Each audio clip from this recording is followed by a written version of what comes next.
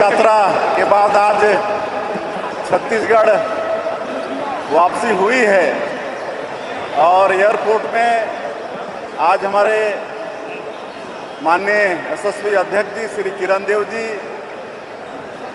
हमारे मंत्रिमंडल के सभी मंत्रीगण, सांसदगण, विधायकगण, हमारे संगठन के सभी वरिष्ठ जन, निगम मंडल के अध्यक्षगण और रायपुर जिला और रायपुर ग्रामीण जिला और प्रदेश भर के देवतुल्य कार्यकर्ता यहाँ पर अभूतपूर्व स्वागत किए हैं। इसके लिए मैं सबसे पहले उनका आभार व्यक्त करना चाहूँगा, उनका धन्यवाद करना चाहूँगा।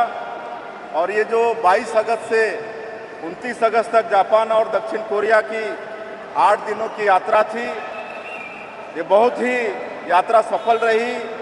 इसमें टोक्यो, ओसाका और सोल, जिसको सियोल भी कहते हैं, दक्षिण अफ्रीका के अंतर्गत है, तो इन शहरों में जाने का अवसर मिला है। और सौभाग्य है कि हमारे देश के यशस्वी प्रधानमंत्री श्री नरेंद्र मोदी जी वो भी जापान की यात्रा पर हैं और वो जब से हमारे देश के प्रधानमंत्री बने हैं तो विश्व में हर जगह भारतीयों का मान और सम्मान बढ़ा है। मैं पहले भी विदेश गया हूं, लेकिन इनके प्रधानमंत्री बनने के बाद जो विदेशों में भारतीयों का सम्मान है वो पहले कभी नहीं रहा। ये हम सब लोगों के लिए सौभाग्य का विषय है।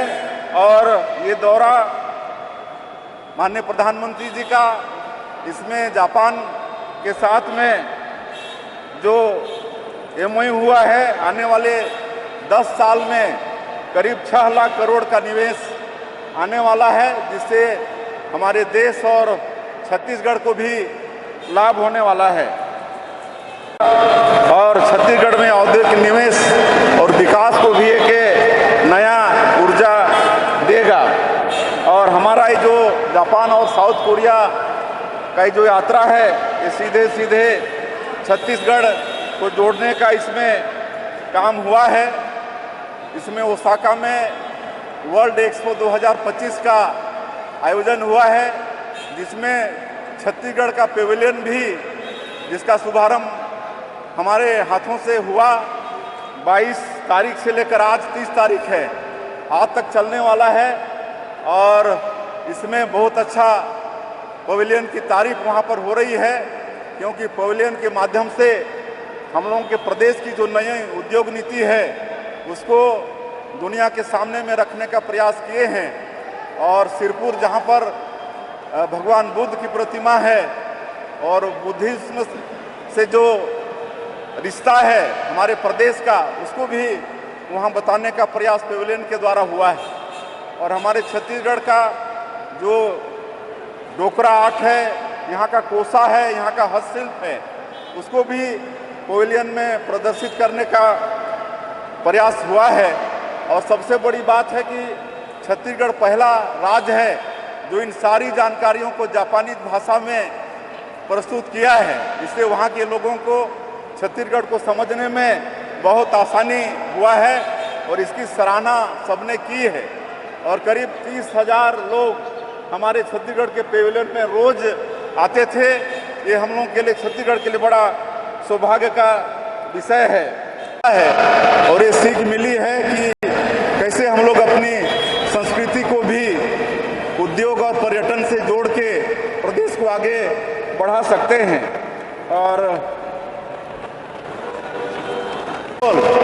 ये तीनों जगह इन्वेस्टर कनेक्ट का आयोजन हुआ था, जिसमें एशिया महाद्वीप के बहुत से बड़े बड़े उद्योगपतियों से मुलाकात करने का अवसर मिला और उनको भी छत्तीसगढ़ को जानने का अवसर मिला है। और 6 MOU हुए हैं विभिन्न क्षेत्रों में, खाद्य प्रसंस्करण, स्किल डेवलपमेंट, पर्यावरण संरक्षण, इलेक्ट्रॉनिक्स और EV जैसे सेक्टर में ये 6 निवेश प्रस्ताव दिए हैं, जिसमें सरताज फूड्स, SAS सानवा, बायोसीड्स, बियानी ग्रुप और मॉडर्न टेक, ये कंपनियों के साथ MOU हुआ है। आने वाले समय में ये इन्वेस्ट करेंगे हमारे छत्तीसगढ़ में, जिससे विकास को भी, मतलब उद्योग को भी विकास मिलेगा और हमारे लाखों लोगों को रोजगार भी मिलेगा। उसी तरह से वहाँ की जो बड़ी बड़ी संस्थाएं हैं, एनटीटी है, जेट्रो है, केआईटीए है, मोराबू, हसीन, एटीसीए और यूनिकोरल जैसी जो बड़ी बड़ी संस्थाएं हैं, इनके साथ भी हम लोग की मुलाकात हुई है, चर्चा हुई है। और IT, semiconductor, cloud, pharma, electronics, logistic और स्किल ट्रेनिंग, इन क्षेत्रों पर इन संस्थाओं से चर्चा हुई है। तो इस क्षेत्र में इनका भी सहयोग हमारे छत्तीसगढ़ को मिलने वाला है। कोरिया में आईसीसी के साथ हमारा एमओयू हुआ है, वे हमारे नॉलेज पार्टनर बनेंगे और हमारे प्रदेश में औद्योगिक नीति के तहत उद्योगों में नई तकनीक और स्किल और मैन पावर तैयार करने में इनके द्वारा हमारे छत्तीसगढ़ को सहयोग मिलेगा। इस तरह से ये दोनों देश की विदेश यात्रा बहुत ही सफल रहा है। मुझे पूरा विश्वास है कि इस दोनों देश की यात्रा से छत्तीसगढ़ को लोग अच्छे से जानेंगे और एशिया महाद्वीप के बड़े उद्योगपतियों से भी मुलाकात हुई है। सबका बहुत इंटरेस्टेड हैं हमारी नई उद्योग नीति और हमारे छत्तीसगढ़ के विषय में जो जानकारी उनको दिए उससे बहुत इंटरेस्टेड हैं और आने वाले समय में ये भारी निवेश आएगा, ऐसा मुझे पूरा विश्वास है।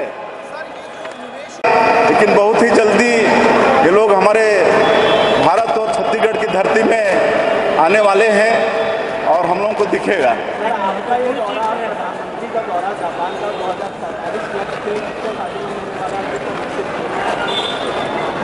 बहुत फायदेमंद होगा। जिस तरह से माननीय प्रधानमंत्री जी 2047 तक इस देश को विकसित भारत के रूप में खड़ा करने का संकल्प लिए हैं और हम लोग भी सहयोगी होते हुए विकसित छत्तीसगढ़ का विजन डॉक्यूमेंट तैयार किए हैं और उस रूप में हम लोग काम कर रहे हैं। तो ये दोनों